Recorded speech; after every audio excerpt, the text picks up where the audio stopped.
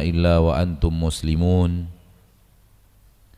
يا أيها الناس اتقوا ربكم الذي خلقكم من نفس واحدة وخلق منها زوجها وبث منهما رجالا كثيرا ونساء واتقوا الله الذي تساءلون به والأرحام إن الله كان عليكم رقيبا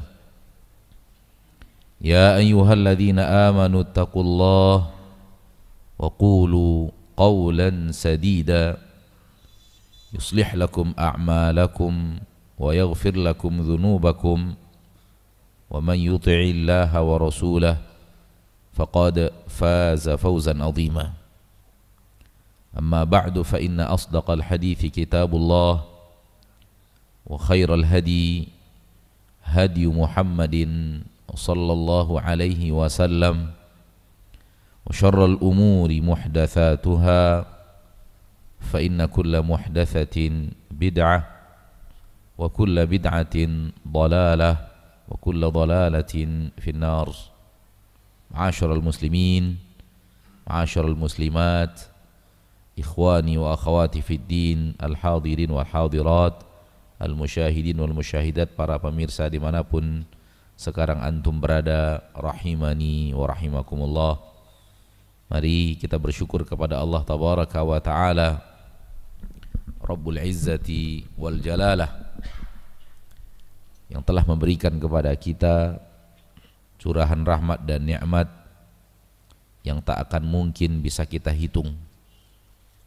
Dan curahan rahmat dan nikmat yang seperti itu Allah tabaraka wa ta'ala curahkan kepada kita setiap hari dalam kehidupan kita. Hanya orang-orang yang buta yang tidak mampu melihatnya. Hanya orang-orang buta yang merasa dirinya setiap hari tidak mendapatkan rahmat dan nikmat Allah. Namun orang-orang yang memiliki mata dan pandangan pasti melihat setiap hari dia bergelimang dengan rahmat dan nikmat Allah yang sangat teramat banyak, yang tak akan sanggup dia hitung saking banyaknya. Persis seperti yang Allah katakan, wa in ta'uddu ni'matallahi la tuhsuha. Salawat dan salam kepada Nabi kita tercinta, Rasul kita yang mulia, suri tauladan kita Nabi Muhammad sallallahu alaihi wasallam yang telah membimbing langkah seluruh manusia umat akhir zaman kepada jalan yang paling diridhoi dan paling dicintai Allah subhanahu wa ta'ala. Semoga di dalam perjalanan hidup kita benar-benar bisa menjadikan Rasulullah SAW tersebut sebagai suri tauladan, tidak hanya dalam ucapan kata, namun harus dibuktikan dengan amalan dalam kehidupan sehari-hari. Karena amalan itulah yang akan menunjukkan jujur atau tidak jujurnya seorang manusia di dalam meneladani Rasulullah sallallahu alaihi wasallam. Semoga Allah mudahkan itu untuk kita hingga akhir daripada usia kita di permukaan bumi, dan semoga dengan itu di akhirat kita dikumpulkan Allah tabaraka wa ta'ala bersama orang yang paling kita cintai tersebut, yaitu Nabi kita Muhammad sallallahu alaihi wasallam. Ma'asyarul muslimin, pada kesempatan yang berbahagia ini adalah pertemuan insyaallah yang terakhir di dalam bab berlebihan di dalam cinta terhadap orang-orang saleh. Ada dua dalil lagi yang dibawakan oleh pengarang kitab Syekh Muhammad bin Abdul Wahhab dalam bab yang beliau bawakan tersebut. Dan setelah itu kita akan membacakan ada 20 poin-poin ilmiah yang beliau jadikan sebagai intisari bahasan daripada hadis-hadis dan ayat-ayat dan hadis-hadis yang berhubungan dengan hal tersebut. Dan sebagaimana biasa ma'asyarul muslimin, ma'asyarul muslimat, kita hanya membacanya saja dan tidak mensyarahnya poin-poin tersebut. InsyaAllah di akhir pertemuan nanti kita berikan kesempatan kepada ikhwan atau akhwat yang hadir sekiranya ada yang ingin ditanyakan, kita persilahkan insyaallah taala. Namun sebagaimana biasa bahwa pertanyaan itu hanya yang berhubungan dengan akidah. Diharapkan pertanyaan hanya yang berhubungan dengan akidah, baik yang sedang dibahas atau bahasan-bahasan lain yang berhubungan dengan bahasan akidah as-sahihah. Ma'asyiral muslimin, Syekh Muhammad bin Abdul Wahhab, pengarang kitab At-Tauhid, berkata rahimahullah, qala Rasulullah sallallahu alaihi wasallam, berkata Rasulullah sallallahu alaihi wasallam, iyyakum wal ghulu fa innama ahlaka man kana qablakumul ghulu. Jauhi oleh kalian ghulu, berlebihan. Jauhi oleh kalian al-ghulu, berlebihan. Fa innama ahlaka man kana qablakumul ghulu. Sesungguhnya yang menghancurkan orang-orang sebelum kalian adalah berlebihan. Kemudian beliau mengatakan wali Muslim, ini dalil yang terakhir di bab ini, wali Muslim, dan hadis riwayat Imam Muslim an Ibni Mas'udin radhiyallahu taala an, dari Abdullah ibnu Mas'ud radhiyallahu an, anna Rasulullah sallallahu alaihi wasallam, bahwasanya Rasulullah sallallahu alaihi wasallam bersabda, halakal mutanatti'un, halakal mutanatti'un, halakal mutanatti'un, qalaha thalathan. Rasulullah SAW bersabda, celaka orang-orang yang berlebihan, celaka atau binasa orang-orang yang berlebihan, binasa orang-orang yang berlebihan. Rasul mengucapkannya sebanyak 3 kali. Ini dia dalil yang merupakan bahagian terakhir daripada yang dibawakan oleh Syekh di dalam bab larangan berlebihan di dalam mencintai orang saleh. 2 hadis ini ma'asyarul muslimin, ma'asyarul muslimat, yang pertama diriwayatkan oleh Imam Ahmad, Imam Tirmidzi dan Ibnu Majah dari Abdullah bin Abbas, iyyakum wal ghulu, dan hadis yang kedua diriwayatkan oleh Imam Muslim dari Abdullah bin Mas'ud, halakal mutanatti'un. Pada dasarnya tidak khusus berbicara tentang berlebihan di dalam mencintai orang saleh, tapi lebih kepada bersifat umum, larangan berlebihan dalam menjalankan agama Allah Subhanahu wa ta'ala.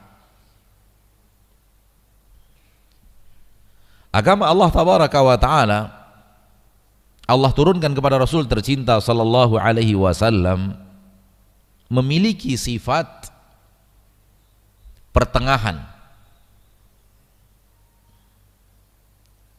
memiliki sifat pertengahan, dan itu yang Allah katakan di dalam Al-Quran, wa kadzalika ja'alnakum ummatan wasata, demikianlah kami telah menjadikan kalian umat pertengahan. Dan umat pertengahan adalah umat yang berada pada standar beragama yang benar, di tengah-tengah antara 2 kesalahan. Kesalahan yang pertama yang sedang dibahas oleh hadis ini, berlebihan dalam beragama. Dan kesalahan yang kedua, lawan daripada berlebihan itu, yaitu cuek, tak peduli, asal-asalan. Maka sifat orang yang beragama dengan baik adalah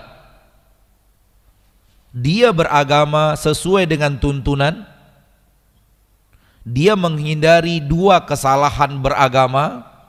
Yang pertama, berlebihan. Yang kedua, cuek, asal-asalan. Apabila kita lihat kesalahan beragama kaum muslimin disebabkan 2 hal tersebut. Yang pertama, dan itu yang paling banyak di zaman kita sekarang, adalah sifat cuek beragama. Kurang peduli kepada agamanya. Sehingga sholat asal-asalan, puasa asal-asalan, keluarkan zakat asal-asalan, dan yang lainnya. Tidak berusaha umat Islam ini mayoritasnya mencari tahu sebenarnya bagaimana beragama yang diajarkan oleh Nabi kita tercinta Muhammad Sallallahu Alaihi Wasallam. Akhirnya hanya beragama sesuai yang mereka lihat di depan mereka saja, tidak mencari tahu dan ingin mengamalkan seperti tuntunan yang sebenarnya. Akhirnya coba lihat, muslimat tapi tiap hari buka aurat, muslim tapi tiap hari dusta, tiap hari khianat, tiap hari mencurangi,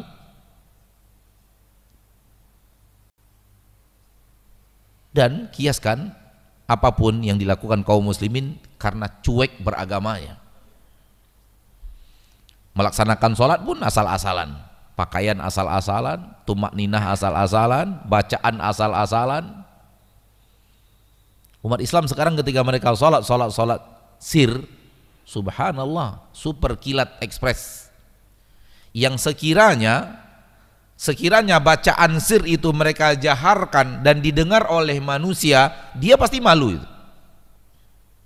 Faham yang saya maksud?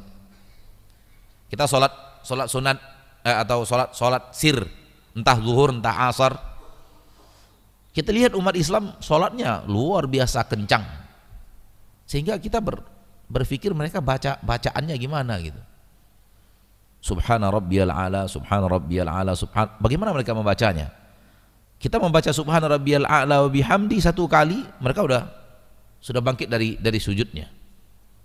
Kita baru baca subhana rabbiyal azim wa bihamdi satu kali, mereka udah bangkit dari sujudnya, dan mereka mengatakan bacanya 3 kali. Berarti bacaannya gimana coba ekspresnya? Subhana rabbiyal gitu. Sekiranya bacaan sir mereka jaharkan, mereka akan malu sendiri didengar orang. Lihat, dengan itu, dengan sesuatu yang kita malu berhadapan dengan manusia, dengannya manusia sekarang berhadapan dengan Rabb mereka, dengan Allah Tabaraka wa Ta'ala, saking cueknya.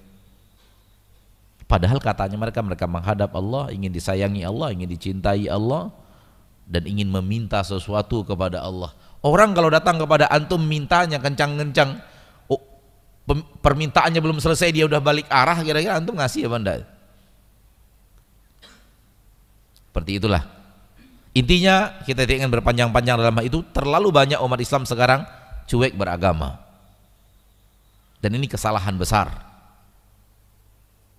Beragama itu, kata Allah di dalam Al-Quran, wala taqfu ma laysa laka bihi ilm, jangan ikuti kecuali sesuatu yang engkau ada ilmunya. Jangan asal ikut aja. Pelajari, tahu ilmunya, ikuti. Kalau enggak, jangan. Ini kesalahan besar pertama. Datang kesalahan berikutnya yang sedang kita bahas, al-ghulu. Yang satunya cuek, datang sifat berikutnya, sifat berlebihan. Dan ini saling mengundang. Cueknya umat Islam dalam menjalankan agama membuat sebagian umat Islam berlebihan dalam beragama. Karena iblis tidak mau membawa manusia kepada al-wasatiyah, pertengahan yang ada dibawa oleh Nabi kita tercinta Muhammad Sallallahu Alaihi Wasallam. Sehingga ketika sebagian kaum muslimin cuek, menimbulkan sifat berlebihan pada sebagian kaum muslimin yang lainnya. Hal yang terbalik pun terjadi. Sifat berlebihan yang ada pada sebagian kaum muslimin dalam mengamalkan agamanya menghadirkan sifat cuek bagi kaum muslimin yang lainnya. Yang benar adalah di tengah-tengah antara ini dan ini. Ma'asyiral muslimin, ma'asyiral muslimat, rahimani wa rahimakumullah. Baik. Ini yang bahasan pertama. Bahasan yang kedua, dan ini yang sangat teramat penting. Kapan sesuatu dikatakan tidak berlebihan dan tidak juga cuek? Standarisasinya harus jelas. Dan ini tidak bisa dikembalikan kepada pandangan manusia siapa dia. Terserah. Menurut saya ini berlebihan, saya tinggalkan. Menurut saya ini cuek, saya ingin nggak bisa begitu. Karena standarisasi bukan standarisasi pendapat kita, penglihatan kita. Ambil contoh begini. Banyak umat Islam sekarang mengatakan wanita yang menutup aurat dengan cara bercadar itu berlebihan beragamanya. Jangankan bercadar, berjilbab lebar saja sekarang dan berjubah, lalu berjilbab lebar dianggap cara beragama berlebihan. Pertanyaannya, berlebihan menurut siapa? Menurut masyarakat, apakah seperti itu menilai orang berlebihan? Nggak bisa. Karena kalau begitu adanya, bisa jadi nanti di kemudian hari menutup aurat saja dianggap berlebihan. Karena yang standarisasi ya nampak kepalanya, nampak rambutnya, nampak tangannya, nampak sebahagian betisnya wanita. Menutup aurat pun mungkin dianggap berlebihan suatu saat. Pendapat manusia. Oleh karena itu, hal yang terpenting berikutnya adalah standarisasinya yang mana. Disinilah kewajiban untuk mengembalikan standarisasi pemahaman agama itu kepada referensi agama itu sendiri, yaitu Al-Quran dan Hadis. Tidak kepada pendapat manusia, tidak kepada pendapat dan pandangan manusia. Oh, menurut saya berlebihan, saya tinggalkan. Tidak bisa. Kembalikan kepada standar syariat. Apakah itu ada, diperintahkan, dianjurkan, dicontohkan di dalam agama Allah Tabaraka wa Ta'ala? Ada, berarti standar.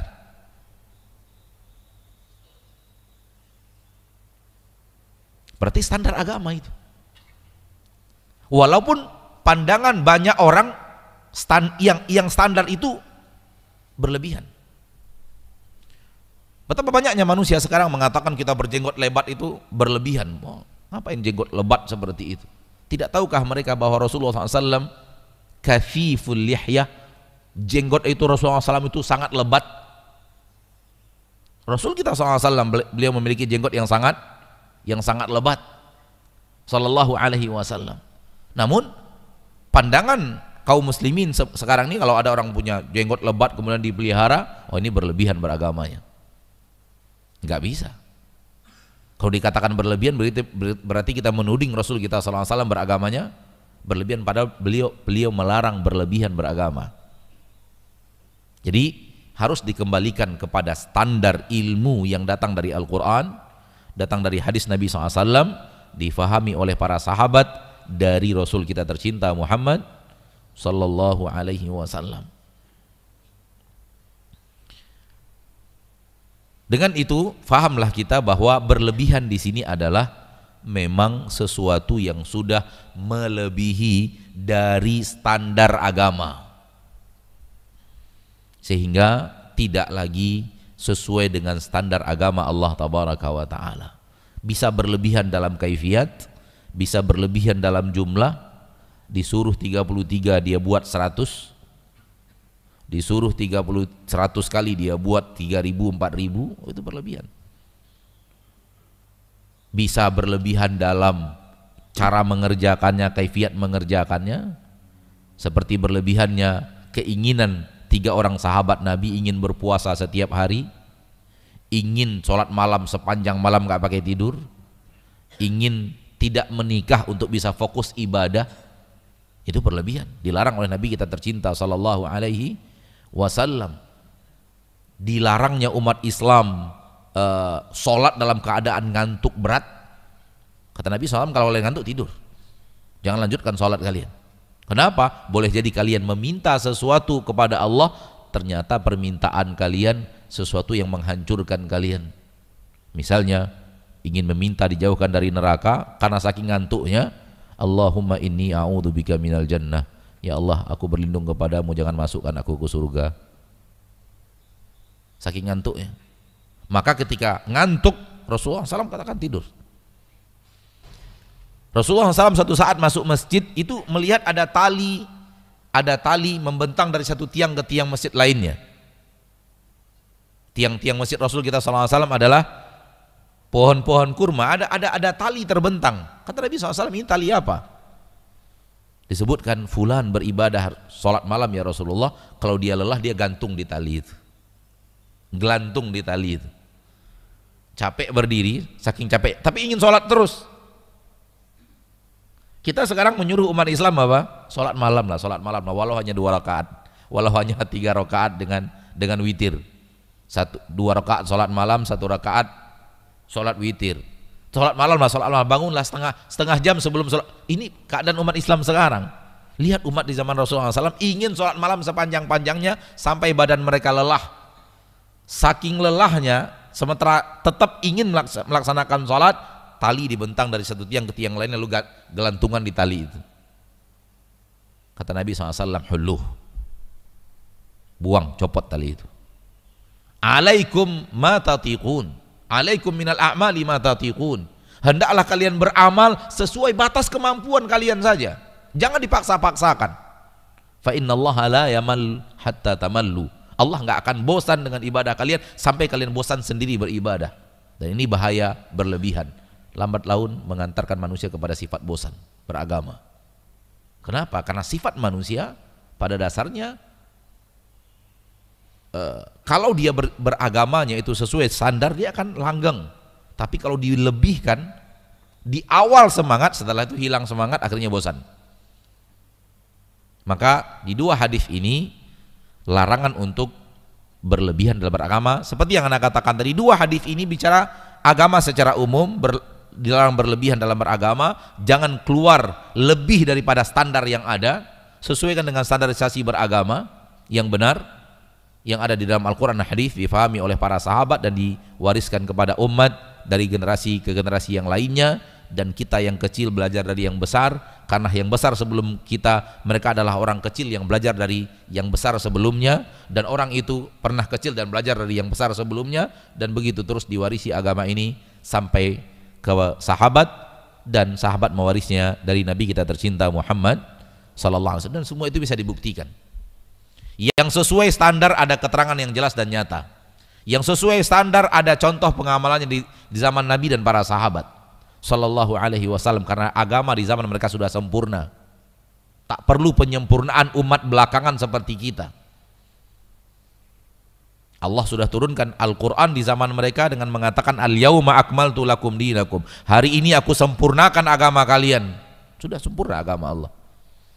Tinggal bagaimana kita menjadikan beragama kita seperti beragamanya mereka.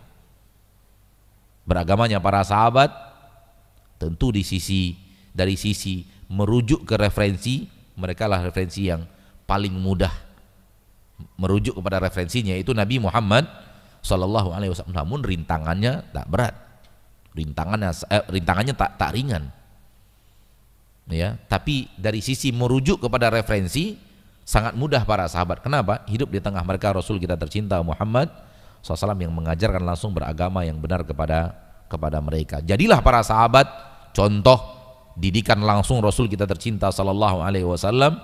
Inilah Islam, umat yang diinginkan oleh Rasul kita tercinta. Oleh karena itu para sahabat adalah umat percontohan, dan mereka adalah umat yang telah dijamin Allah masuk surga. Kalau kita ingin masuk surga, contohlah umat yang sudah dijamin Allah masuk surga. Jangan berlebihan. Jangan berlebihan. Di dalam sebuah peperangan, ma'asyiral muslimin, musuh berada di benteng yang sangat kuat, sehingga sulit untuk nembus benteng tersebut. Sehingga ada sebahagian kaum muslimin, beberapa orang berinisiatif, lemparkan kami ke dalam gedung, ke dalamnya.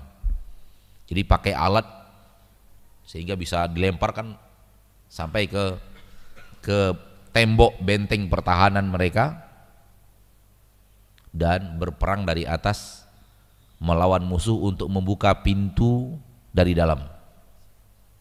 Dan ini sangat teramat berbahaya. Dekatnya dengan kematian lebih jelas dibanding berhasil. Dan itu dilakukan oleh pejuang-pejuang Islam yang membela agama Allah ketika itu. Dan ketika mereka dilemparkan itu, sebagian kaum muslimin yang tidak setuju dengan pendapat itu mengatakan ini terlalu berlebihan. Dia menghancurkan dirinya, membinasakan dirinya.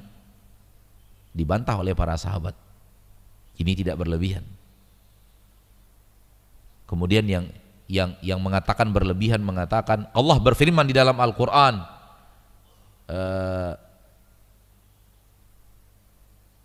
wala taqtulu anfus Allah berfirman di dalam Al-Quran,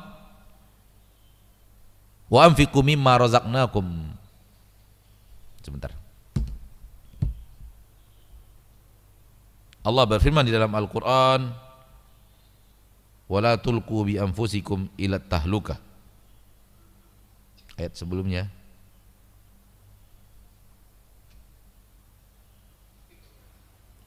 wa anfiqu fi sabilillahi wala tulqu bi aydikum ila tahlukati wa ahsinu innallaha yuhibbul muhsinin. Infakkan sebahagian harta kalian di jalan Allah dan jangan kalian campakkan diri kalian ke dalam kebinasaan. Jangan kalian campakkan diri kalian ke dalam kebinasaan. Dan kalimat ini yang dijadikan dalil untuk mereka tidak setuju dengan aksi ada yang dilempar ke benteng pertahanan musuh untuk berperang dari dalam, berusaha membuka pintu dari dalam, karena kuncinya di dalam kan. Di dalam ayat Al-Quran ada wala tulqu bi anfusikum ila tahlukati wa ahsinu, berbuat baiklah kalian kepada diri kalian, innallaha yuhibbul muhsinin, sesungguhnya Allah tabaraka wa taala mencintai orang yang berbuat baik. Lihat Allah berfirman wala tulqu bi anfusikum ila tahlukah, jangan kalian campakkan diri kalian kepada kebinasaan. Coba lihat, berperang musuh aja di dalam semuanya, apa itu tidak mencampakkan diri kepada kebinasaan? Kata para sahabat, ayat tidak seperti yang kalian fahami. Nah, ini salah satu kisah yang menunjukkan bahwa Al-Quran itu benar. Yang salah pemahaman orang tentang Al-Quran itu. Sekiranya Al-Quran itu difahami dengan pemahaman yang salah, membawa kepada kesalahan. Bukan Al-Qurannya, salah fahamnya. Kata para sahabat, ayat tidak seperti yang kalian inginkan. Tidak seperti itu makna ayat. Kalau dilihat zahir yang terjadi dengan ayat, kayaknya 100% klop kan. Jangan campakkan diri kalian kepada kebinasaan. Klop 100%. Itulah ayat Al-Quran, itulah maknanya. Berarti hal seperti ini adalah berlebihan sehingga melakukan hal dilarang oleh Allah. Ternyata kata para sahabat, ayat tidak seperti yang kalian fahami. Ayat itu turun, kata para sahabat, kami dulu ketika mulai punya harta, kami mengatakan kepada Rasulullah SAW, kita benahi ekonomi kita dulu ya Rasulullah, untuk sementara kita jangan jihad dulu. Untuk apa? Perbaikan ekonomi, perbaikan harta. Turun ayat ini, infakkan harta kalian di jalan Allah, jangan campakkan diri kalian kepada kebinasaan. Justru ayat itu artinya adalah orang yang fokus kepada hartanya, tinggalkan sementara agama. Tujuannya nanti kita ulang lagi agama kita. Tidak perlu harus fokus ke dunia dulu untuk berjuang dalam agama Allah Subhanahu wa taala. Justru yang wala tulqu bi anfusikum ila tahlukah itu artinya tidak yang seperti itu. Tapi justru ketika kita mengusulkan kepada Rasulullah SAW, perbaiki dulu harta kita, perbaiki ekonomi kita untuk kemudian memulai jihad lagi, dilarang oleh Allah dengan mengatakan aksi kalian tersebut kalau kalian lakukan mencampakkan diri kalian kepada kebinasaan. Makna yang jauh sekali.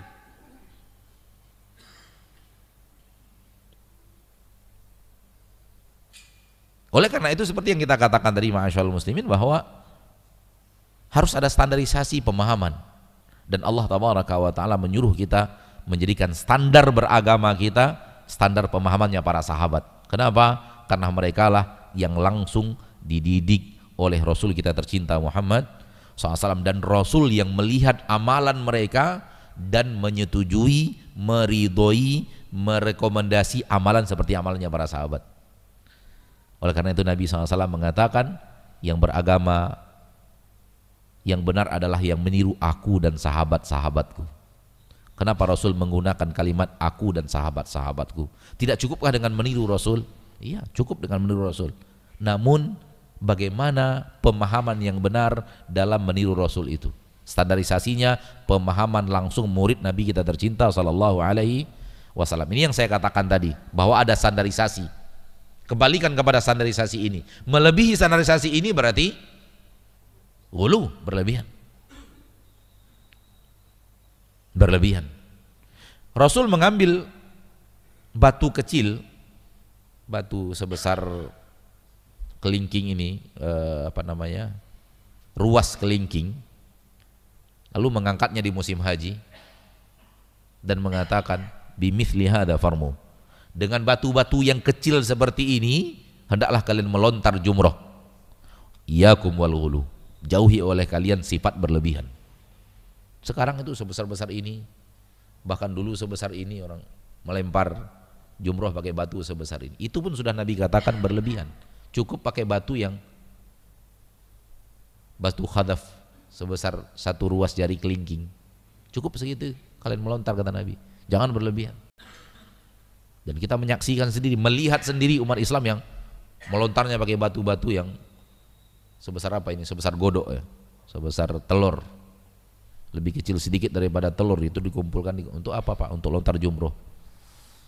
Kita ambil batu kecil, lalu kita katakan Bapak itu, Pak, Rasul memerintahkan dengan batu yang sebecil ini.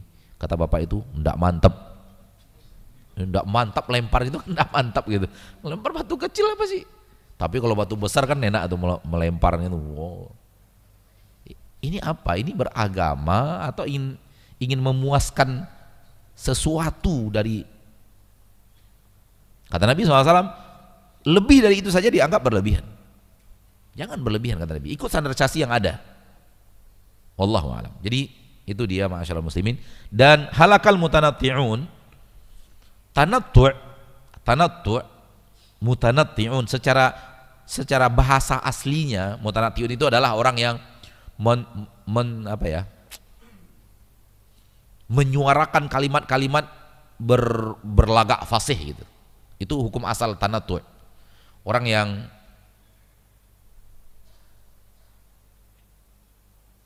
dia berbahasa Arab tapi difasih-fasihkan banget gitu.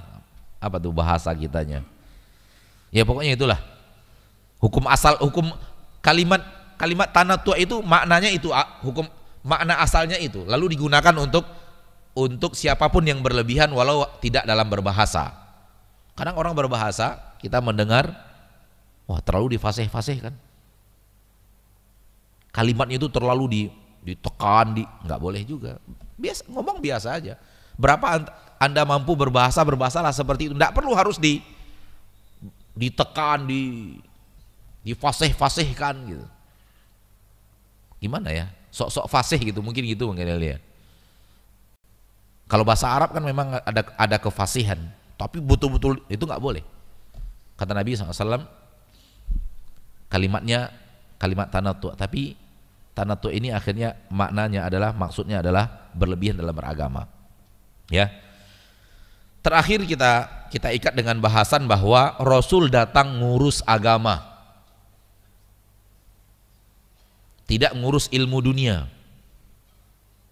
Maka ketika manusia detail dalam ilmu dunia, tak ada yang namanya berlebihan. Tak ada yang namanya berlebihan.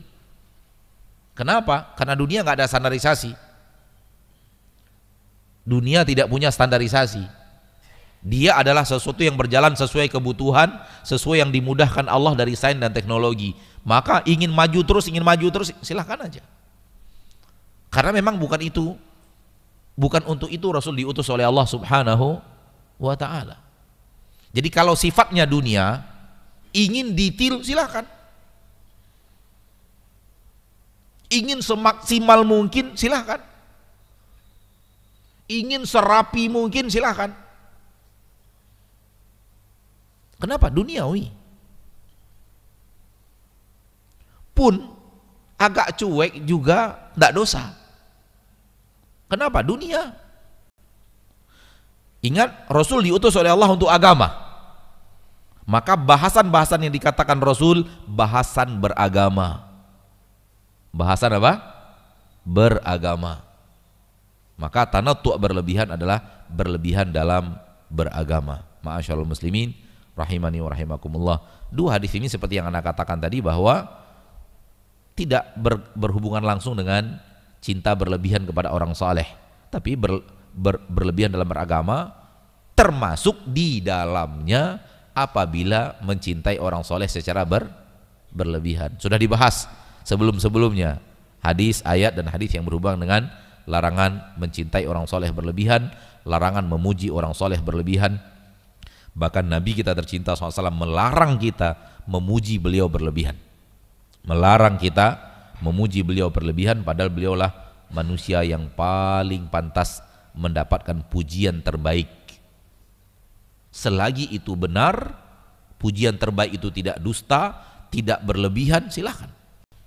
Tapi kalau sudah di luar konsepnya, di luar standar agamanya, sehingga dipuji berlebihan, itu dilarang oleh Nabi kita tercinta sallallahu alaihi wasallam. Baik, kita bacakan beberapa petikan-petikan ilmiah dalam 20 poin.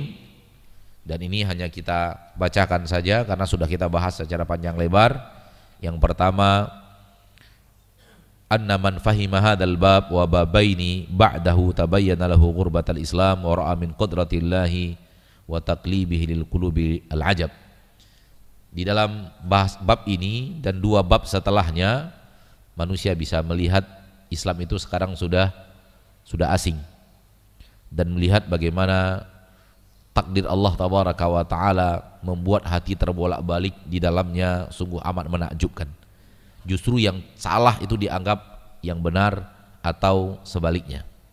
Yang kedua, ma'rifatu awwali syirkin hadatsa fil ardi annahu bi syubhatis salihin. Poin yang kedua, di dalamnya kita bisa mengetahui syirik pertama kali terjadi di bumi, penyebabnya adalah ada masalah dalam kecintaan terhadap orang saleh. Yang ketiga, awwalu syai'in ghaira bihi dinul anbiya wa ma sababu dzalika ma'rifati annallaha arsalahum. Poin yang ketiga, mengetahui sesuatu yang pertama kali dirubah dari agama para nabi. Yang pertama kali dirubah dari agama para nabi adalah yang ada pada zaman Nabi Nuh. Dan apa penyebab Allah tabaraka wa ta'ala mengutus Nabi Nuh kepada mereka, yaitu syirik yang terjadi disebabkan sebab awalnya adalah kecintaan berlebihan kepada orang saleh. Di kuburan mereka diletakkan gambar-gambar mereka. Tujuan awalnya hanya untuk mengingatkan generasi ini hilang, datang generasi berikutnya lain lagi ceritanya, sampai akhirnya dijadikan patung dan diibadati. Yang keempat, ma'rifatu sababi qabulil bid'ah ma'a kauni syara'i wal fitar tarudduha. Mengetahui bahwasanya sebahagian manusia menerima amalan bid'ah padahal syariat menolaknya dan fitrah manusia menolaknya. Namun sebahagian orang menerimanya, masuk dari pintu kecintaan orang-orang saleh. Anna sababa dzalika kullahu masjul haqqi bil batil, fal awwal mahabbatu salihin wa thani fi'lu unasin min ahli ilmi syai'an aradu bihi khairan fa dhanna man ba'dahum annahum aradu bihi ghairah.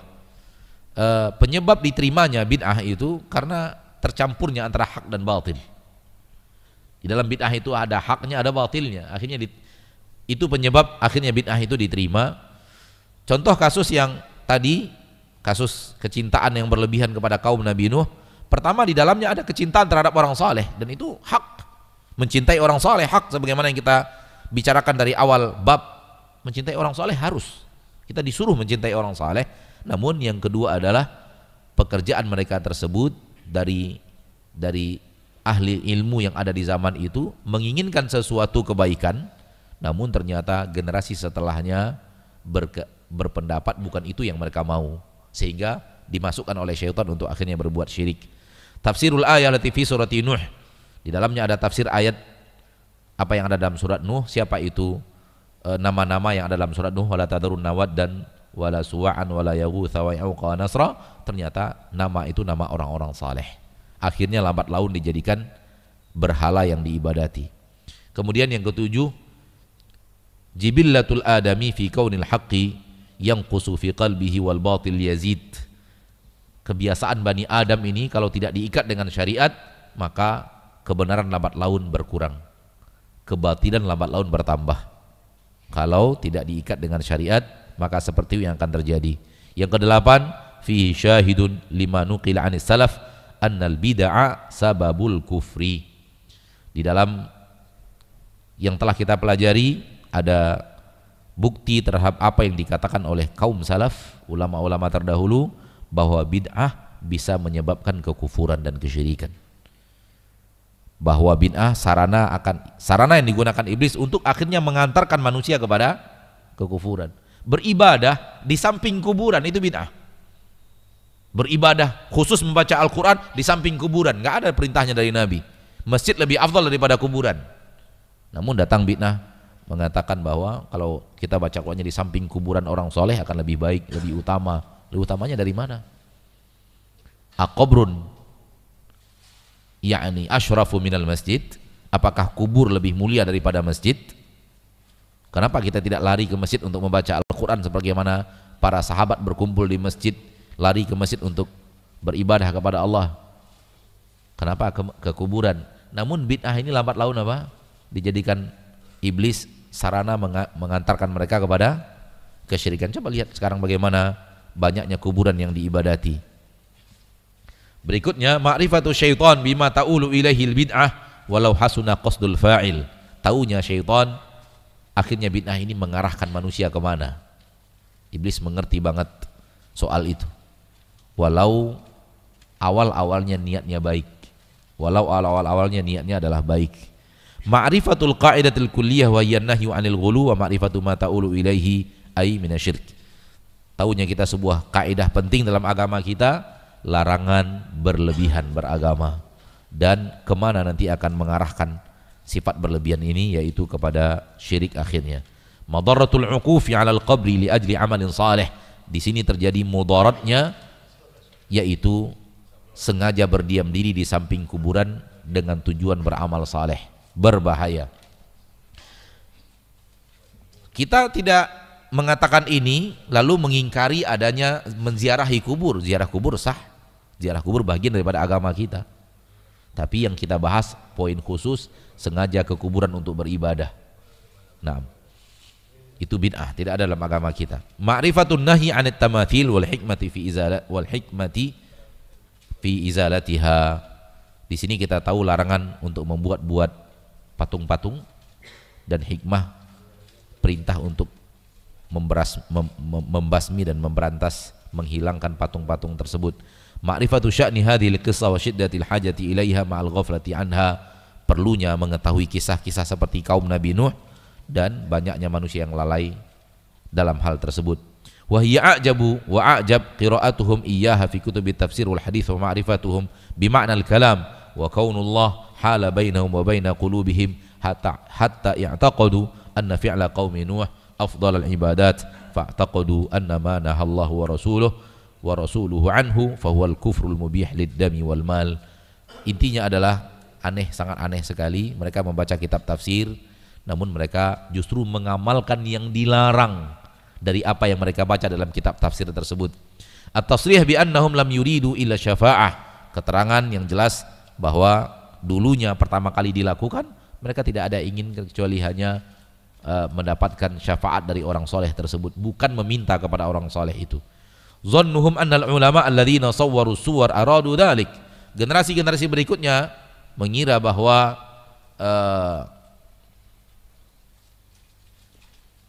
bahwasanya para ulama-ulama yang dulu membuat patung-patung atau membuat gambar-gambar itu tujuannya adalah kesyirikan tersebut.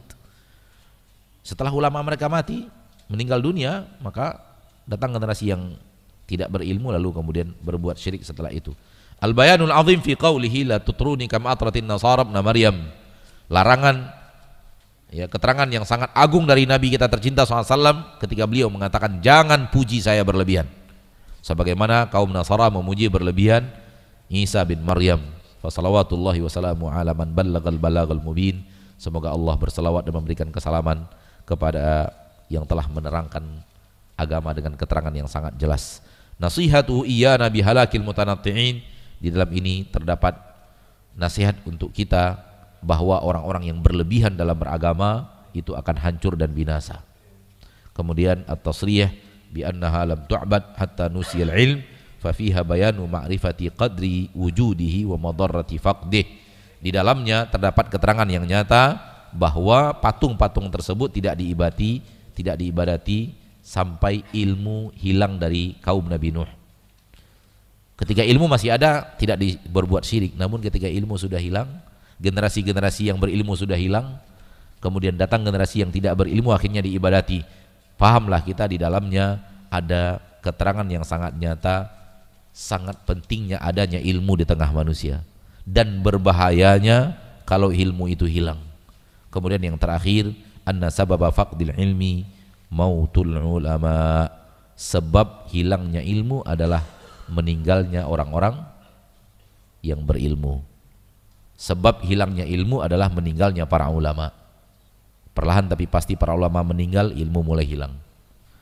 Wallahu ta'ala alam. Ini dia yang bisa kita pelajari pada kesempatan yang berbahagia ini. Ma'asyiral muslimin, ma'asyiral muslimat rahimani wa rahimakumullah. Dengannya kita mengakhiri bahasan bab kita, yaitu al-ghulu fi shalihin, cinta berlebihan atau berlebihan dalam mencintai orang-orang saleh. Ya, cinta yang tidak lagi standar. Kalau standar diizinkan, bahkan diperintahkan. Ya, bahkan diperintahkan. Kita diperintahkan mencintai para nabi dan para rasul, kita diperintahkan mencintai para ulama, kita diperintahkan dekat kepada orang saleh, mencintai orang saleh, bahkan bermuasyarah bersama mereka, bergaul bersama mereka. Kita diperintahkan untuk berkhidmat kepada guru kita. Saya berkhidmat kepada guru kita, guru saya, antum berkhidmat kepada guru antum. Itu bagian daripada kecintaan. Ya, Nabi Musa alaihissalam bersafar dikhidmah oleh muridnya yang ada dalam surat Al-Kahfi. 2 orang berangkat, Nabi Musa dan muridnya, dan murid ini dibawa dalam perjalanan untuk berkhidmat kepada Nabi Musa alaihissalam. Dan ini perintah di dalam agama kita. Lihat bagaimana para sahabat berkhidmat kepada Nabi kita Muhammad sallallahu alaihi wasallam. Ini enggak ada masalah, namun berlebihan yang salah. Wallahu ta'ala alam. Ini yang bisa kita sampaikan pada materi pada kesempatan kali ini. Sebagaimana yang tadi kita katakan, bahwa pada kesempatan ini kita buka kesempatan untuk bertanya jawab.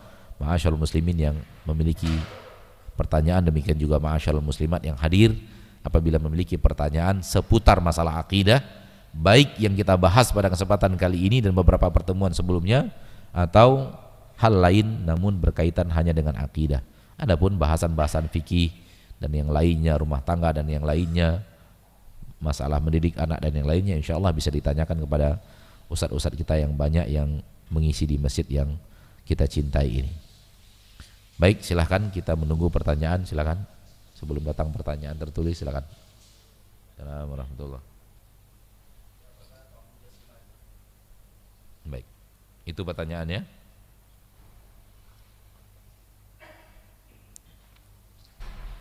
Bisa ditambah pertanyaan supaya Ana mengerti sedikit lebih detail pertanyaannya, bisa?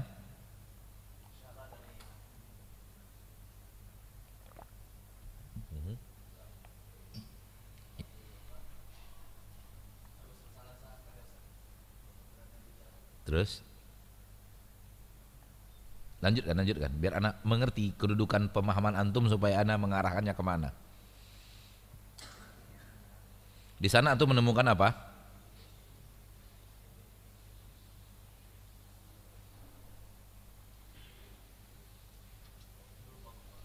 Nah, baik. Pertanyaannya, apa itu kaum mujassimah? Apa itu kaum mujassimah? Mujassimah berasal dari kata-kata jismun. Mujassimah berasal dari kata-kata jismun. Jismun artinya tubuh. Ini jismun. Mata, bagian daripada tubuh kita, wajah bagian dari tubuh kita tidak, tangan bagian daripada tubuh kita tidak. Ya. Maka jismun artinya tubuh. Mujassimah kaum yang memiliki keyakinan soal tubuh. Itu kalimatnya, secara makna ya. Secara makna mujassimah adalah kaum yang memiliki keyakinan tentang tubuh.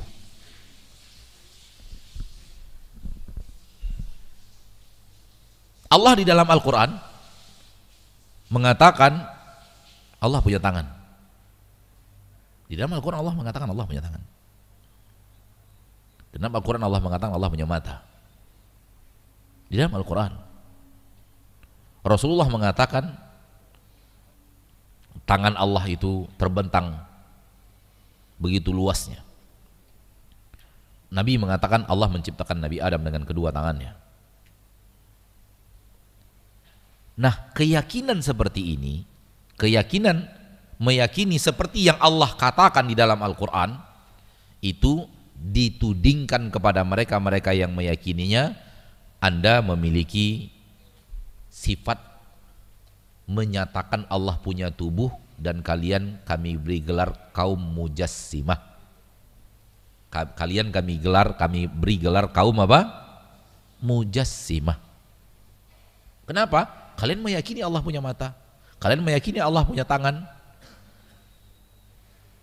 Kalian meyakini hal-hal yang seperti ini. Allah punya wajah. Wa yabqa wajhu rabbika dzul jalali wal ikram. Berarti kalian ini kami gelari dengan kaum mujassimah yang menyatakan Allah punya jasad, punya jisim, punya tubuh. Taib. Akhirnya sebagian kaum muslimin menganggap meyakini Allah punya mata itu adalah batil. Meyakini Allah punya tangan adalah batil, meyakini Allah punya wajah adalah batil. Kenapa? Mereka sudah kadang dikatakan ini akidah mujassimah, kaum yang membuat-buat tubuh Allah, sehingga ini akidah batil. Baik. Pertanyaan kita, yang memberikan keterangan kepada kita Allah punya mata itu siapa? Allah. Yang memberikan keterangan kepada kita di dalam Al-Quran Allah punya tangan itu siapa? Allah. Allah punya wajah, siapa yang beri keterangan kepada kita? Allah. Apakah memahami seperti yang Allah katakan di dalam Al-Quran adalah kesesatan?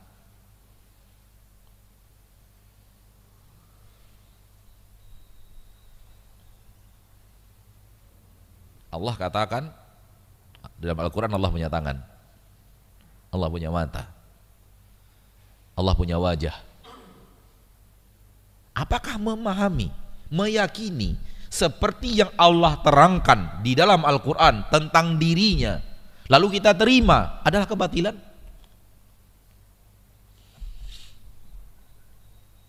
Berarti kalian meyakini Allah punya tubuh.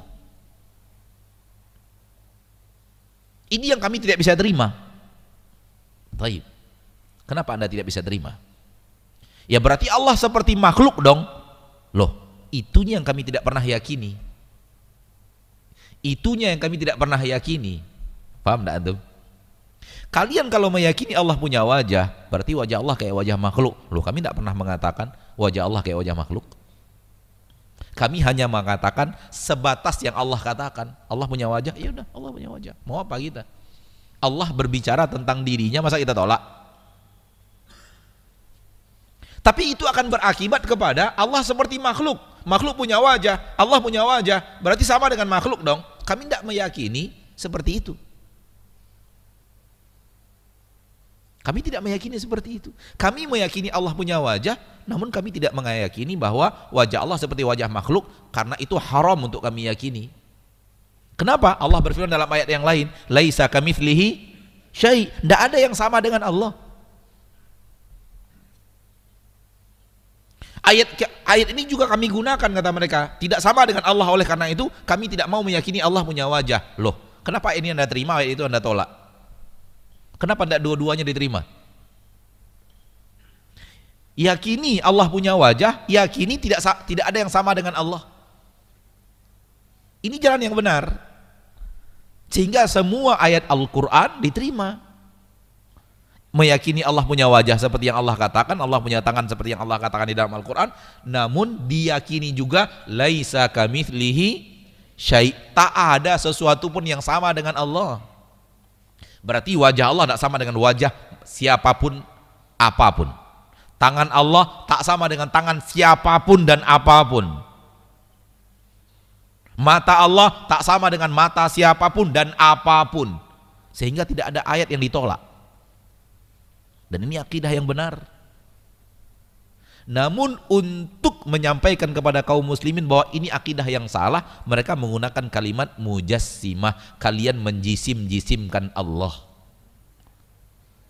Kalian menyatakan Allah punya tubuh. Bahkan kita nggak pernah dalam akidah kita mengatakan kita wajib meyakini Allah punya tubuh, itu nggak ada. Tapi kita mengatakan, ketika Allah mengatakan Allah punya tangan, kita harus beriman Allah punya tangan. Ketika Allah mengatakan di dalam Al-Quran Allah punya mata, kita beriman Allah punya mata. Ketika Allah mengatakan Allah punya wajah, kita beriman Allah punya wajah. Begitu ada di dalam Al-Quran. Mau gimana kita? Allah bicara tentang dirinya, Anda tolak. Pertanyaannya, Anda siapa? Antum a'lamu amillah, apakah kalian lebih tahu dari Allah? Satu.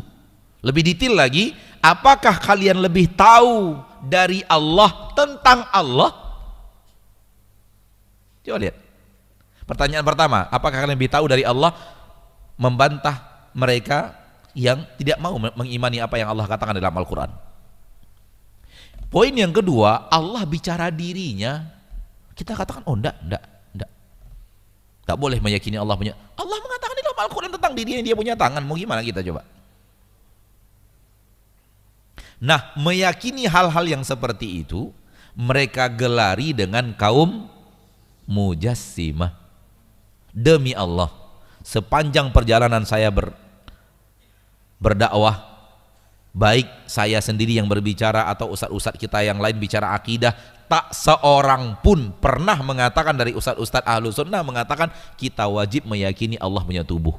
Nggak ada. Kalimat tubuh nggak pernah keluar. Kenapa? Kalimat tubuh itu nggak ada dalam Al-Quran dan hadis. Kenapa? Ahlu sunnah hanya berakidah sesuai dalil yang ada. Tidak ada di dalam dalil itu mereka tidak akan bicara.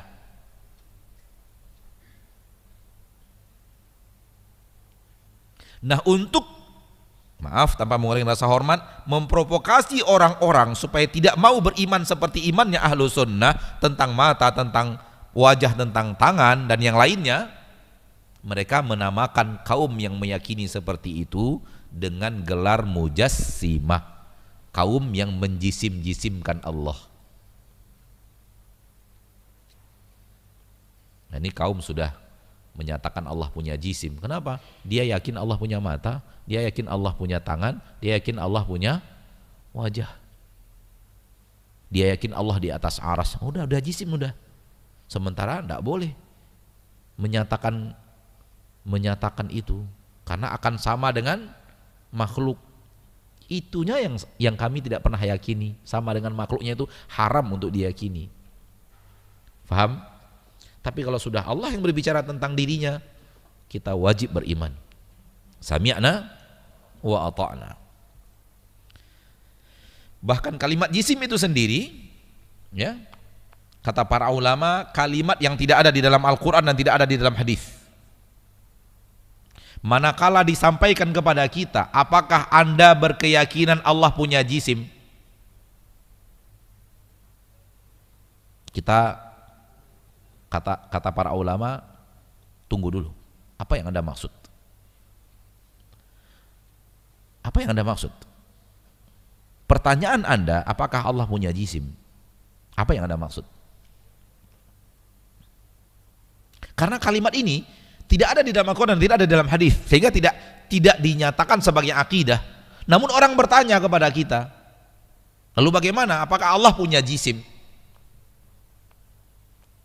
Agak sedikit Fokus, hati-hati. Ya, ada mata, ada wajah, ada tangan, berarti ada tubuh dong. Apakah Anda meyakini Allah punya tubuh? Sementara kalimat tubuh itu nggak ada di dalam Al-Quran, nggak ada di dalam hadis. Bagaimana menjawabnya kata para ulama? Tanyakan, yang Anda maksud dengan pertanyaan Anda apa? Jangan langsung katakan dia atau tidak, karena kalimat yang ada di dalam Al-Quran nggak ada di dalam hadis.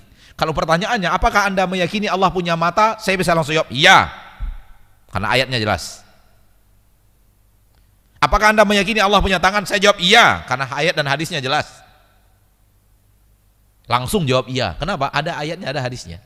Lalu pertanyaannya, apakah Anda yakin Allah punya tubuh? Loh, kalimat tubuh nggak ada di dalam Al-Quran, nggak ada di dalam hadis. Bisa maknanya salah, bisa maknanya benar. Dan orang bisa menjebak kita dengan pertanyaan itu. Kata para ulama, tanya dulu dia, maksud Anda pertanyaan ini apa? Coba Anda ingin tahu niat Anda bertanya, maksud itu apa? Maksud saya pertanyaannya, apakah Anda yakin Allah punya mata, Allah punya tangan, Allah punya wajah? Oh, itu maksud pertanyaannya. Saya tidak bicara kalimat jisimnya ya, saya tidak mengimani tubuh-tubuhnya, ini nggak ada dalam agama, akidah saya nggak ada, karena memang Allah nggak pernah berbicara soal kalimat itu, Rasul juga tidak pernah berbicara, kita keluar dari kalimat itu. Tapi kalau pertanyaan yang Anda maksud, apakah Anda yakin Allah punya mata, punya wajah, punya tangan? Saya katakan ya, 100% saya yakin. Kalau itu maksud pertanyaannya. Tapi kalau maksud pertanyaan Anda, apakah Anda yakin Allah punya tubuh? Maksudnya punya mata seperti mata manusia, punya tangan seperti tangan makhluk, punya wajah seperti wajahnya makhluk. Itu maksud Anda dalam pertanyaan. Jawabannya, saya tidak pernah meyakini itu, dan itu haram untuk diyakini. Kenapa? Allah berfirman, laisa kamitslihi syai'un. Pertanyaan berikutnya lebih detail lagi. Lalu kalau Allah punya wajah, wajah Allah itu gimana ya? Kalau Allah punya tangan, tangan Allah itu gimana ya? Kalau Allah punya mata, mata Allah itu gimana? Pertanyaan berikutnya. Manusia kan suka nanya aneh-aneh tuh. Kadang-kadang sampai ke sana pertanyaannya. Kalau memang Anda yakini Allah punya wajah, saya ingin bertanya, kayak apa sih wajah yang Anda yakini tentang Allah itu? Seperti apa? Kalau memang tidak seperti wajah makhluk, lalu seperti apa? Jawaban kita adalah, saya nggak tahu. Saya nggak tahu. Kenapa Anda tidak tahu? Anda yakin Allah punya wajah? Jawabannya gampang, karena di dalam Al-Quran, di dalam hadis tidak ada keterangan bagaimana wajah Allah. Urusan selesai. Sekiranya ada di dalam Al-Quran, dalam hadis keterangan bagaimana wajah Allah, saya akan jawab. Namun nggak ada keterangan. Tangan Allah gimana? Nggak tahu. Gimana tangan Allah? Nggak tahu. Kaifiatnya nggak tahu. Apakah seperti tangan makhluk? Oh, pasti enggak. Berarti beda? Iya, pasti beda. Bagaimana? Nggak tahu. Kenapa Anda meyakini sesuatu namun Anda tidak tahu? Saya meyakini ada tangan, cuman saya mengatakan saya tak tahu bagaimana bentuk tangan Allah. Saya meyakini Allah punya wajah karena Allah mengatakan di dalam Al-Quran, namun saya tidak tahu bagaimana bentuk wajah Allah. Kenapa? Karena Allah punya tangan, Allah punya wajah, Allah punya apa tadi lagi? Mata, Allah yang mengatakan. Sehingga saya harus beriman. Namun Allah tidak menceritakan bagaimana-bagaimananya. Rasul juga tidak menceritakan bagaimana-bagaimananya. Maka saya tidak pernah berani berbicara bagaimana-bagaimana. Yang jelas tak sama dengan wajah siapapun, tak sama dengan mata siapapun dan apapun, tak sama dengan tangan apapun dan siapapun, tidak sama. Tapi bagaimana? Tidak bisa jawab. Saya nggak bisa jawab. Serahkan saja kepada Allah. Allah mengatakan kepada kita ada, namun tidak menceritakan kepada kita bagaimana, maka kita yakini ada tanpa harus bertanya bagaimana. Karena apa? Nggak ada yang bertemu Allah sehingga menceritakan kepada kita bagaimana Allah itu.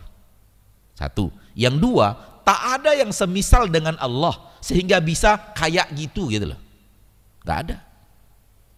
Contoh, misalnya gini, antum nggak tahu bebek itu kayak mana, tapi antum tahu ayam. Bisa mengatakan bebek itu kayak ayam gitu? Agak mirip kan? Kenapa? Karena ada yang mirip-mirip dengan dia. Contoh, antum nggak pernah tahu apa itu dob. Dob itu bukan biawak loh. Dob itu bukan biawak. Dob itu binatang beda dari biawak. Dia binatang padang pasir yang bukan biawak. Kita taunya biawak. Dob kita nggak tahu gaya apa. Nah, karena antum nggak pernah tahu dob, saya pernah lihat dob. Saya mengatakan kepada antum kayak biawak. Mirip-mirip biawak tapi kecil, sebesar tangan ini kira-kira. Ini udah dewasa ini. Kalau mudanya bisa lebih pendek lagi. Tapi kalau yang dewasanya bisa sepanjang ini. Kalau biawak kan besar kan, bisa lebih besar. Kalau dia hanya sebesar ini, dan di bagian perutnya membulat. Jadi bayangkan biawak, tapi di bagian perutnya, kalau di biawak kan lurus, kalau dia enggak, melebar ini. Nah kayak gitu. Kayak biawak sepanjang ini, namun di bagian perutnya, biawak kan enggak lurus kan? Nah dulu dia enggak membulat gitu. Terbayang enggak antum kayak apa sekarang dob? Ada yang mirip-mirip dia gitu loh. Allah tak ada yang pernah melihat Allah, sehingga menceritakan kita seperti apa tangan Allah, seperti apa wajah, enggak ada yang bertemu Allah. Kemudian enggak ada yang mirip untuk bisa disampaikan kayak gitu loh.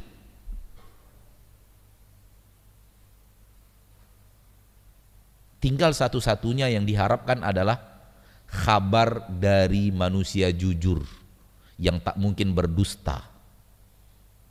Itu satu-satunya yang diharapkan. Kalau ingin tahu bagaimana kaifiat tangan Allah, bagaimana kaifiat wajah Allah, bagaimana kaifiat mata Allah, ingin tahu, tak ada yang melihat Allah sehingga menceritakan kepada kita, nggak ada. Nggak ada juga yang mirip sehingga bisa dimirip-miripkan kayak gitu.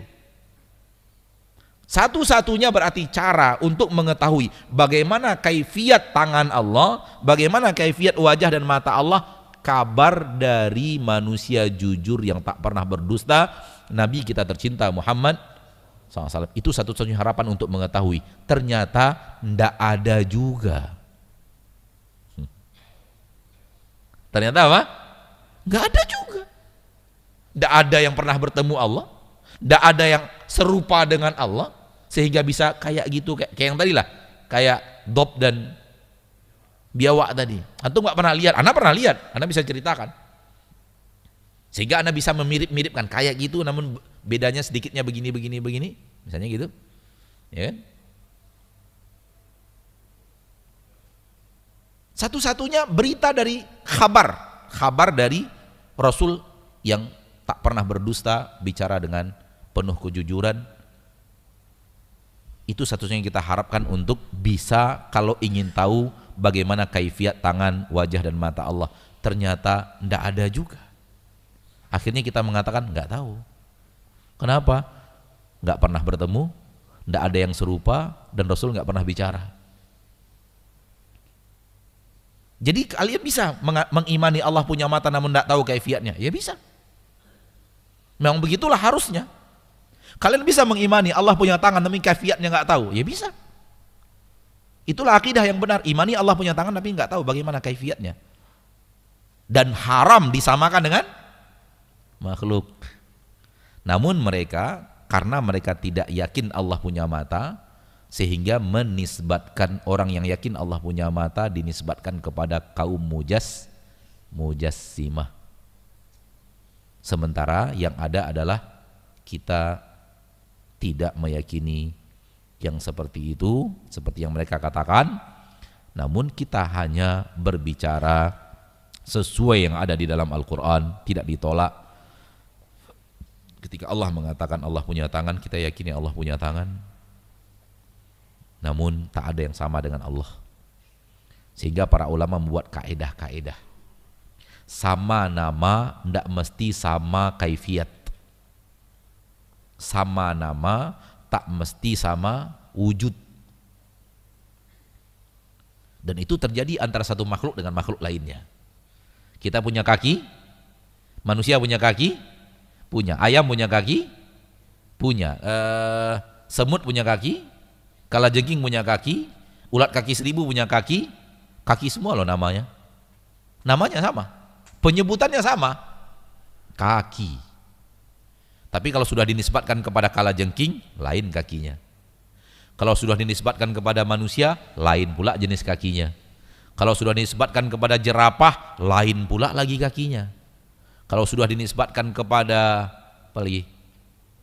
Ulat kaki 1000, lain lagi kakinya. Sama-sama penyebutannya kaki, tapi kaifiatnya beda-beda. Jerapah khusus dengan jerapahnya, manusia khusus dengan model manusianya, ayam khusus dengan model ayamnya, ulat kaki 1000 khusus dengan model ulat kaki 1000-nya, yang punya kalajengking khusus dengan kalajengkingnya. Tidak sama, padahal penyebutannya sama-sama kaki. Kalau Anda bisa memahami itu, apa yang membuat Anda tidak bisa memahami Allah punya tangan, tapi pasti tidak sama dengan tangan siapapun, sesuai dengan yang disebutkan kepada Allah. Cuman kita nggak tahu bagaimananya. Nah, akidah inilah yang benar, namun mereka menisbatkannya kepada akidah apa? Mujassimah, meyakini Allah punya jisim seperti makhluk. Enggak begitu kita meyakini. Wallahu a'lam.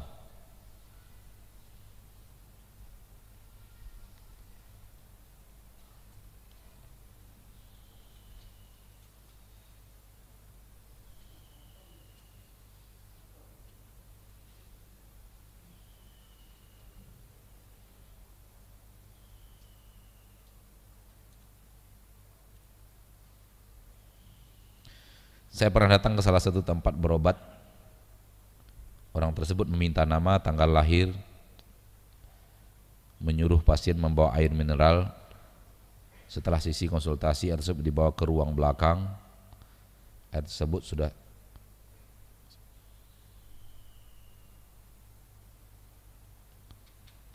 setelah itu air tersebut di dalamnya sudah terisi kertas bertuliskan nama kita. Air itu diminum, namun nggak boleh sampai habis, harus refill lagi sebelum habis. Apakah ini termasuk syirik, Ustadz? Kayaknya antum ditipu deh.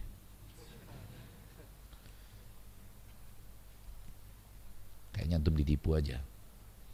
Hanya air biasa, lalu dia bawa ke belakang. Mungkin dia bacakan Al-Fatihah, Qul Huwallahu Ahad dan yang lainnya. Mungkin, Nana nggak tahu, kita nggak tahu. Di belakang dia ngapain nggak tahu kita. Lalu setelah itu air yang kita bawa itu sendiri udah dikasih merek nama kita, kemudian diserahkan harus diminum. Ngapain tadi di belakang nggak jelas ngapain. Tapi nggak boleh sampai habis. Kalau sedikit tambah lagi supaya apa yang dibaca-baca tadi bertahan di situ, mungkin maksudnya mungkin itu.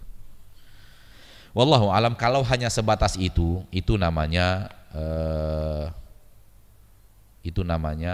bid'ah. Sebatas itu saja.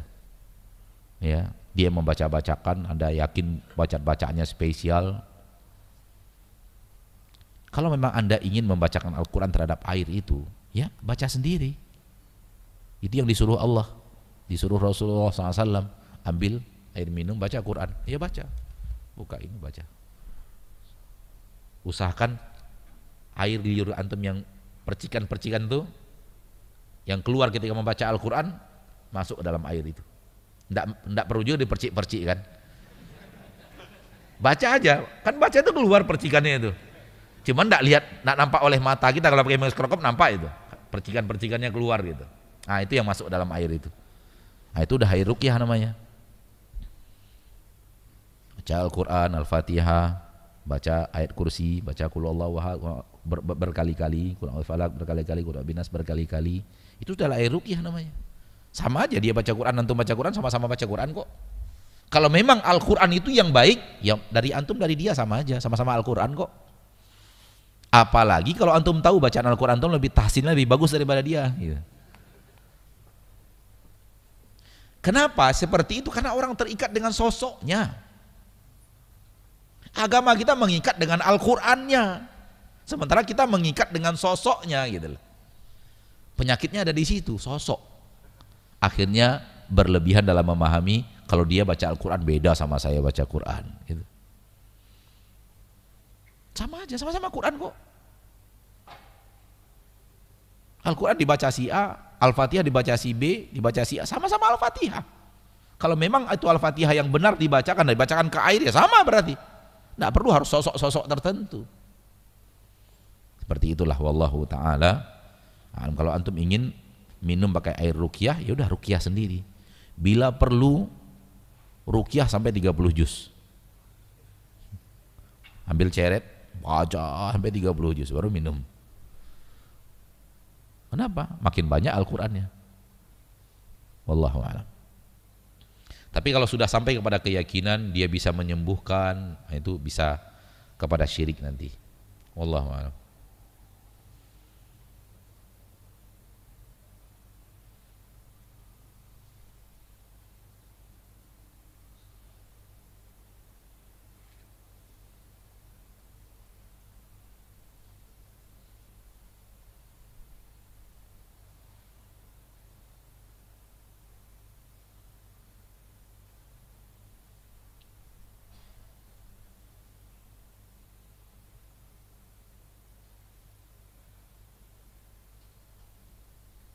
Ustadz, jika diberi rezeki oleh seorang teman memberikan kita rezeki, mungkin ngasih uang atau yang lainnya mungkin ya, bagaimana sikap yang harus dilakukan berkenaan dengan tauhid? Apakah menolaknya seperti sahabat Rasulullah Abdurrahman bin Auf ketika beliau hijrah ke Madinah ditawarkan, nolak, atau menerimanya karena diyakini ini adalah rezeki dari Allah Ta'ala? Menolak boleh, menerima boleh. Kalau ada orang memberi kita, menolak boleh, menerima boleh. Jadi dua-duanya boleh. Kalau antum merasa tidak butuh seperti Abdurrahman bin Auf dan bisa lebih hebat daripada yang akan memberi, silakan saja. Sehingga namanya warok, dikasih tapi tidak menerima, tidak ada masalah. Diterima boleh atau tidak? Boleh. Rasulullah menerima pemberian juga kok. Bahkan orang kafir memberikan sesuatu kepada Rasul diterima oleh Rasul. Raja-raja dari Yaman kirim hadiah untuk Rasul, di antaranya pakaian dipakai oleh Rasul. Bahkan kata Umar, ya Rasulullah, jadikan pakaian Anda untuk sholat Jumat, dipakai sholat Jumat. Rasul menerima. Jadi dua-duanya boleh. Dua-duanya boleh. Wallahu ta'ala alam.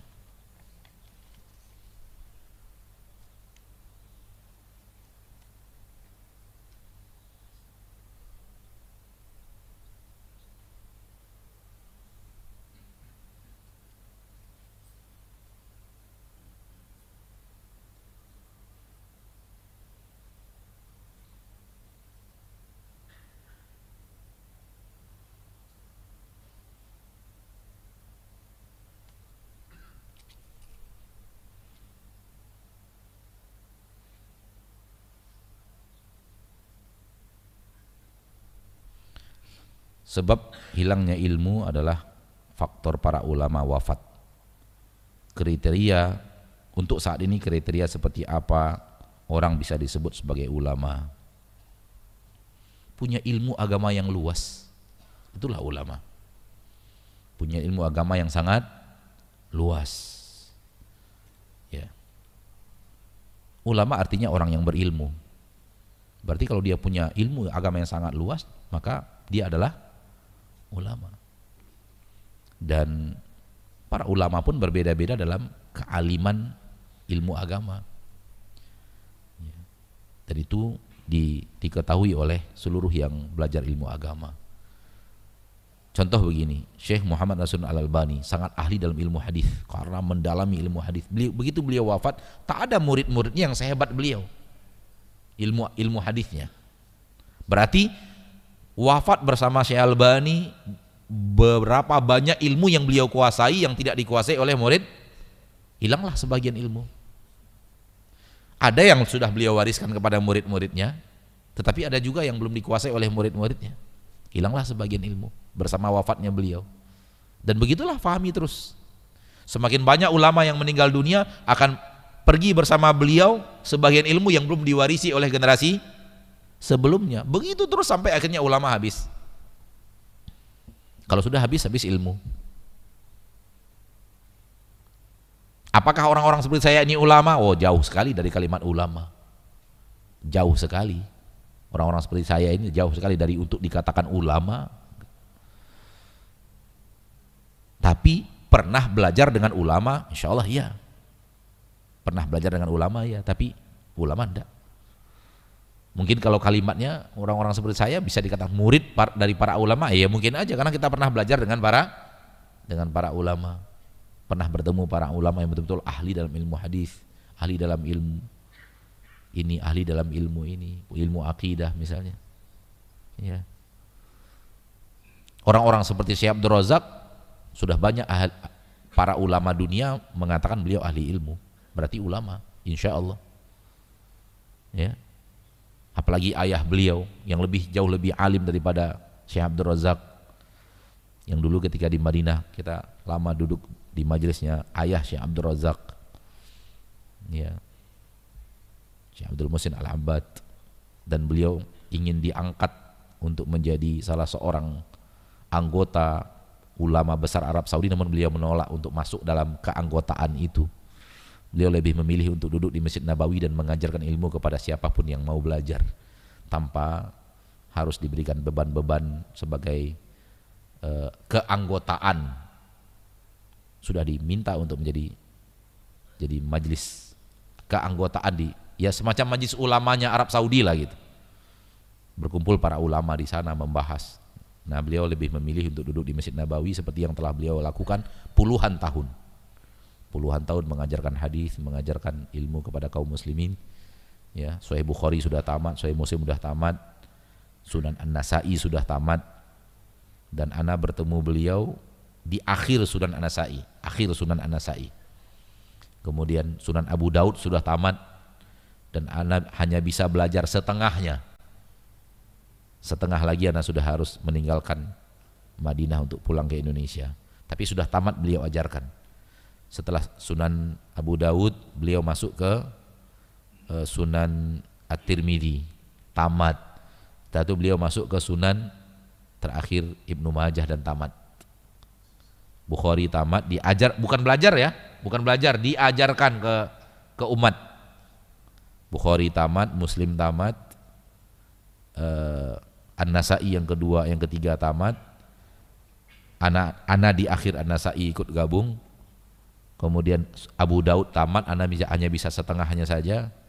Kemudian setelah itu At-Tirmidzi tamat, Ibnu Majah tamat. Setelah tamat kitab hadis yang 6 ini, Ummahatul Kutub yang 6 ini, beliau masuk lagi ke Bukhari. Balik lagi ke Bukhari. Tamat lagi Bukhari. Sekarang pindah lagi ke Sahih Muslim lagi. Sekarang dalam Sahih Muslim. Nah, itulah para ulama, coba lihat. Ilmu-ilmu yang dia itu yang baru yang beliau ajarkan, yang belum yang beliau pelajari kan. Seperti itu ma'asyarul muslimin. Adapun kita belum, masih jauh dari kukunya ilmu Syekh Abdul Muhsin Al-Abbad.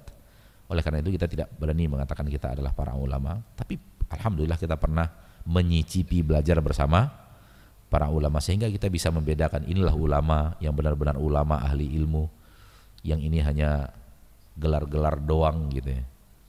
Wallahu a'lam. Sampai di sini pertemuan kita pada kesempatan yang berbahagia ini. Semoga Allah tabaraka wa taala Rabbul Izzati wal Jalalah memudahkan kita untuk belajar agama yang kita cintai dan mengetahui agama yang kita cintai lalu kemudian mengamalkannya. Amin ya rabbal alamin. Subhanakallahumma wa bihamdika asyhadu an la ilaha illa anta astaghfiruka wa atubu ilaik. Wassalamualaikum warahmatullahi wabarakatuh.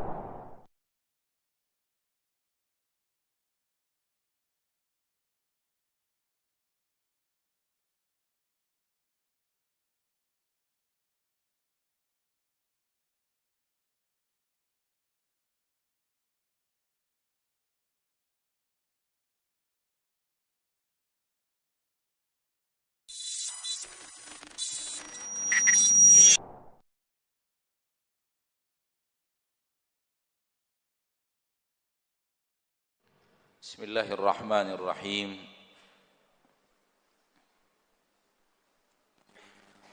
Assalamualaikum warahmatullahi wabarakatuh.